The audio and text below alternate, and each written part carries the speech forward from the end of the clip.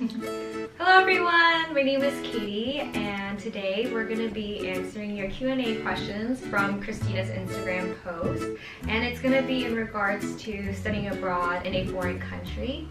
Because I studied abroad at the University of Bristol as an undergraduate student for a semester, and now I'm in grad school in London.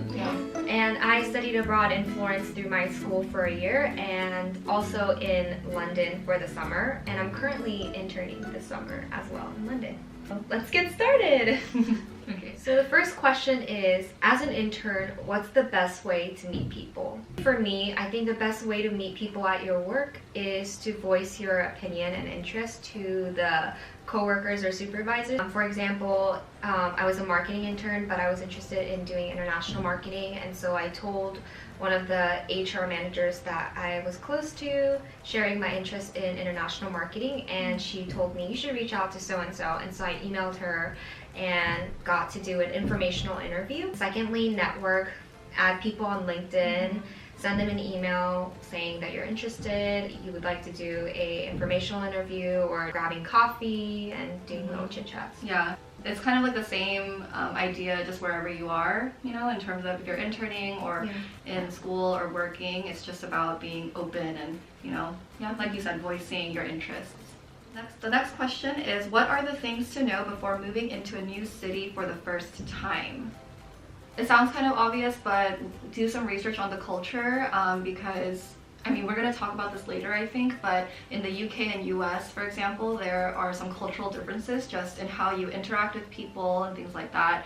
So just research that before you move to a new country. What else would you say? I think definitely be open-minded. These are very obvious things and you don't think about it when you go into that country, but you will see cultural differences. So having that open-mindedness helps you to kind of be more prepared. Transition into the foreign country easily. Yeah. And maybe also look up, like, when you first move to a place, you have to get all of your necessities, like your laundry detergent and like pots and pans or whatever. So look up like where you're supposed to get those, like the names of the stores. Like in the UK, you would go to like Primark or something to get bedding or whatever. So like look up those things as well. Yeah. So you don't end up spending more money then. I have always been interested in studying abroad, but I've never really know how to start or where to start. Any tips? I would say like talk to people who have studied abroad before. I think start from there.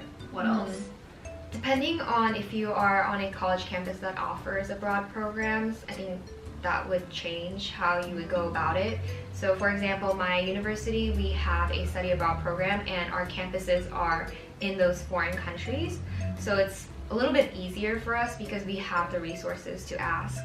But if not, you could look at local colleges near you and look into their programs, because I know a lot of the UC schools, they have programs and you don't have to be a student there to attend the program. I had a friend who was at a community college at that time, and she applied to UCI's Florence program and did like 3 weeks abroad. And most colleges, I think, if they have study abroad programs, then they have an office for it, so you can go in and see a counselor. A tip also is just to start really early with all of this research, because for me, and I think for you too, my study abroad application when I was in college was due almost a year before I would have gone abroad, so start early. Yeah, it's a really great tip. What do you do to avoid from being homesick too much? One tip is to get into a routine, find the like cafes and like the grocery stores where you're like gonna frequent a lot, so you can kind of settle in. So for me, what I missed about like from home was the Korean food. And I miss that so much. And the community. So freshman year I had like a really close community, but when I went abroad I went with a whole bunch of people that I didn't know, even though they were from my school.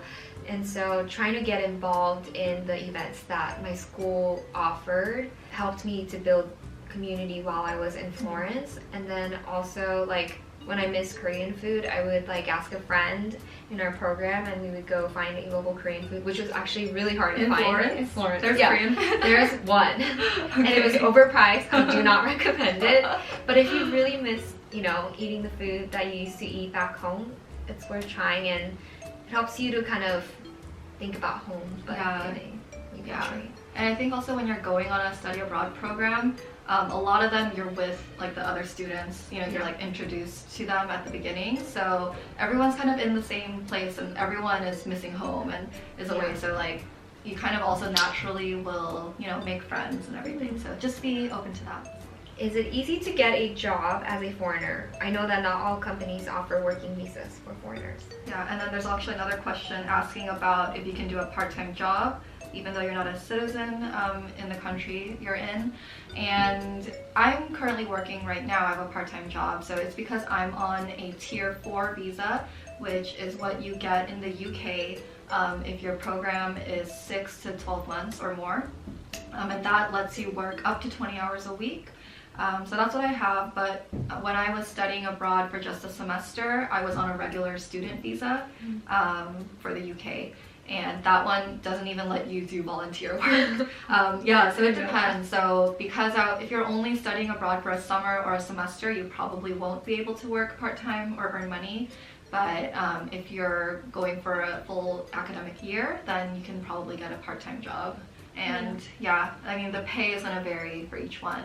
But in terms of like a full-time job, at least in the UK, it is pretty difficult to get sponsorship for that visa. I just recently graduated and I was interested in working here as a full-time in London, but after talking to like the directors that work at my school in the London house, they mentioned that it's really difficult. That's why I actually came through the summer London program so that I can do an internship and kind of gauge how difficult it is. So I can talk more about that as I start my internship. Is there a cultural difference in the UK? If so, what? And how did you overcome it? You would think not. Yeah. Because everybody speaks English, but there is. I mean, there's like easy things. Like even though we speak the same language, there's a lot of different phrases.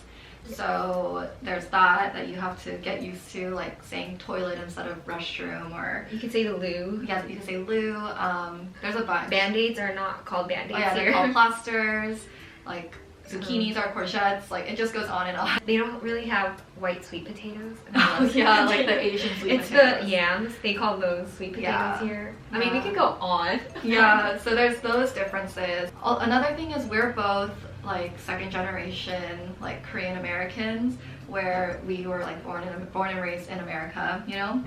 Were you born in America? I was born in Korea. Well, I'm 1.5. The point is she like grew up in America and I did too, and I feel like here there aren't as many like East Asians who like grew up here, if that makes sense. Because I'm Asian, they assume that I'm from an Asian country, but I'm from America, and they're like, what country are you from? Like, where's your origins, you know? So like that happens in America too, obviously, but it just seems to happen more here, I think. Yeah. And food is different. I went on a trip with my friends and we ordered, you know, your typical English breakfast, and they had this thing called black pudding. And I thought it was dessert, so I was like, what is black pudding? And she was like, pig's blood.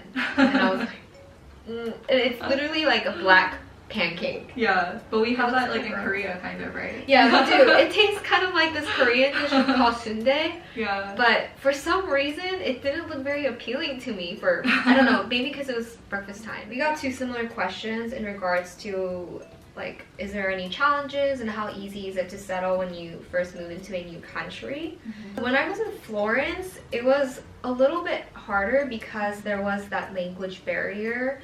I did study a semester of Italian before I went, but even with that, that wasn't enough. Adding on to that, there's the cultural difference, so it took time. There's actually this graph that I remember was shown to me before I studied abroad, and it's like the study abroad, like it's like a W. Yeah, so it's like a honeymoon phase. Yeah, and then you like kind of drop. Yeah, and then you get used to it, and so I mean, it's like any other place. Even in the United States, if you move to a different state, like you're gonna have to have that like adjusting period, and things might be difficult because it's a new surrounding and there's new people, new community. You just have to be open, get involved, like join clubs and stuff if you can, just like meet as many people as you can. But another challenge that I faced was being from California. I really miss the sun when I came to the UK. I don't know, was it like that in Florence or is it pretty sunny? During the summer it's really humid, and then winter it's kind of like rainy too. But I don't think it's as bad as London, because London it's like within one day it'll be sunny, rainy, cloudy, and like thunderstorming, and then it'll be sunny again. Like it's usually not like that. Like Florence, it was like if it rained it was pretty gloomy the entire day. Could you recommend some universities in the UK? So I go to UCL and it is very well known here. It's not really that known in the States, but it has a good reputation here. So UCL is good, and King's College is also quite good. It's UCL's rival actually. And there's Imperial College like right across from our campus. And then our school has a study abroad like location within the foreign countries. What and who do you miss the most after living abroad? For me, when I lived abroad in Florence for a year and then returned, I definitely miss the food. And I'm not gonna lie, when I was there I was just like, I'm not gonna miss eating pasta and pizza, because literally all I ate every day was pasta and pizza. And imagine, and you would think like, oh, eating that every day wouldn't be that bad, but for a year it gets, you know, kind of boring, especially because I'm from a culture where we eat like very flavorful, like spicy food and all of that. I did miss it because I went to Korea right after to do an internship, and I actually wanted to go eat Italian food, which is like the weirdest thing. And I still miss it now. Like I miss eating gelato. It's so cheap there. Gelato is like usually 1 to 2 euros. I literally ate gelato every day. Oh my gosh. Yeah, when I visited Florence, I remember, I had it like 3 times in one day. I miss hearing the Italian language and people like just greeting each other in the street like bonjour. And another thing is I was part of a Italian adoptive family program, so like an Italian family adopts us. And we like just hang out with them and eat dinner. I miss just like the freedom of studying abroad, because you're there like and you're getting grades and things like that, but you're mostly there to really have fun and have a good experience with new people in a new place. So that's what I missed when I came back to California after I was in Bristol for a semester, and like having easy access to traveling to all these European countries. I definitely miss talking about like every weekend, like where should we travel to, you know, and we'd go to Paris one weekend and then I'd go to Morocco next weekend. So but I also miss just like the local spots that I went to. What did you bring with you when you moved, and was there anything you didn't bring but wish you had? I didn't bring that much. The advice that I had been given before going abroad was to pack and then like take out half of the things, like especially for clothes, because you just end up accumulating a lot when you're abroad, so you don't want to have too much stuff. No, I completely agree. So like even with toiletry, when I first arrived, I went to the local like grocery store and they also had toiletries and stuff, so I bought snacks and shampoo and everything.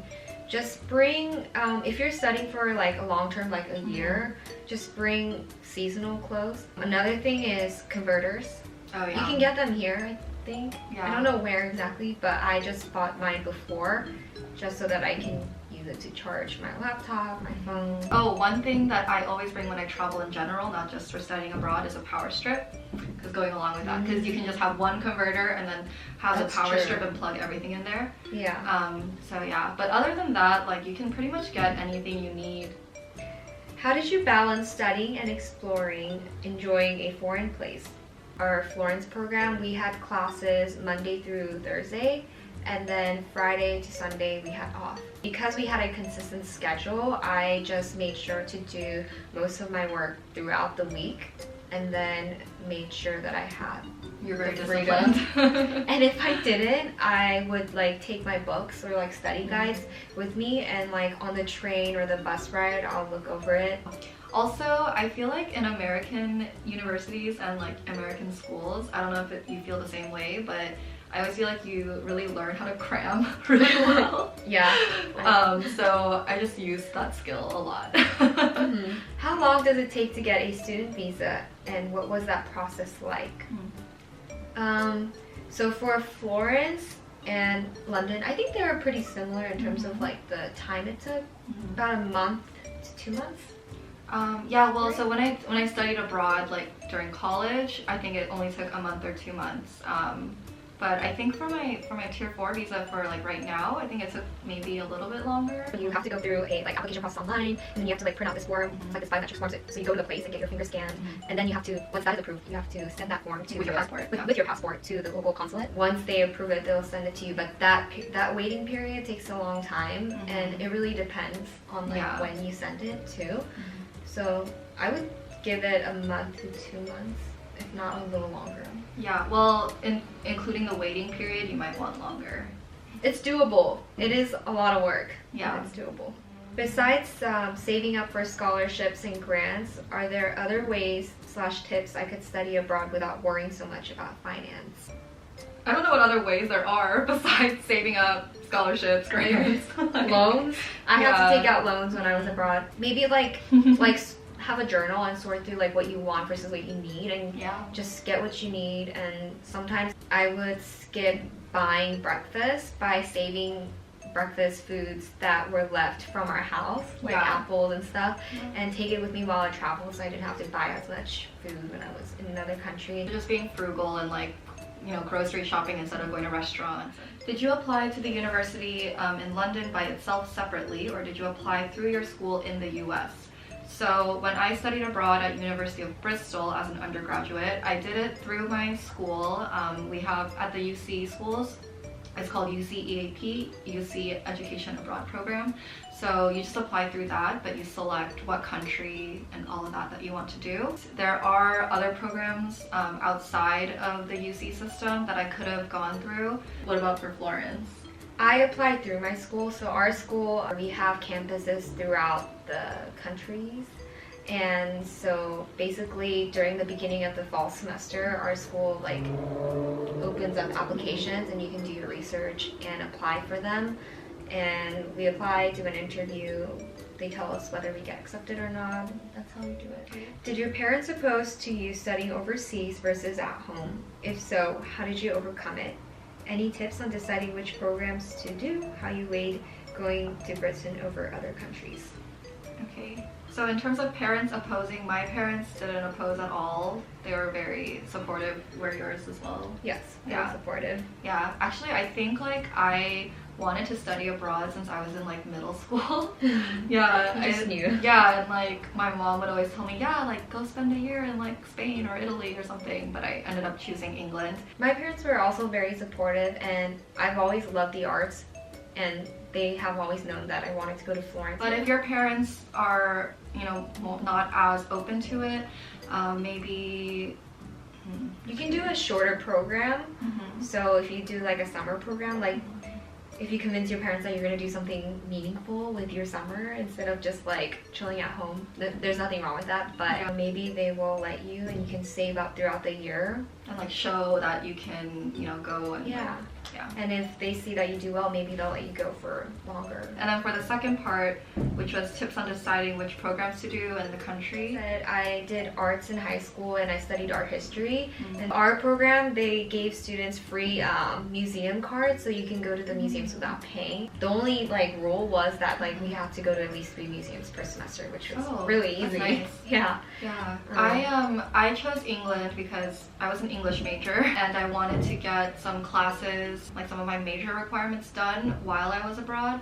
So obviously I needed to go to an English-speaking country to take literature courses. So I did that, and the reason I ended up choosing Bristol as an undergrad was I wanted to do London, but they only offered 1-year programs or fall semester programs. So I wanted to go in the spring, and I kind of picked Bristol like out of a hat, but but I'm glad I did because it's kind of like a mini London, so it's perfect for when you're in college, and it's good to like help you transition. And another thing was cost and language. So I knew that the UK was really expensive at the time that I wanted to travel. I think it was almost like $1.8 US per £1 or something. So I was spending almost double. So I decided to opt out of London for the year program and just do a short summer program. And then Euro was a lot cheaper too. So going to Florence for a year was like 1.2 or 3 US dollars for €1. And then I wanted to learn a different language. Yeah, that's kind of something I regret, is not going somewhere where I could learn another language. And also, I regret going only for a semester and not a year when I was an undergraduate student. So I think it's awesome that you went for a year and you did like a summer program. But I mean, I'm here for a year now for grad school, so I kind of made up Even for better. it. Yeah. I think that's all the questions that we have for now. Thank you so much for taking the time to watch this video. I hope you liked it and found it somewhat helpful. Yeah. If you're interested in going to grad school in the UK, go check out Christina's channel because she's going to be doing a separate video on that. Yeah, I'm going to do a separate Q&A just specifically focusing on grad school here in England. So, and we also did a cover on my channel. Please go check that out. Yeah. She's such a good singer, so. She is too. Bye guys! Bye! The program specifically had free... My stomach is growling right now.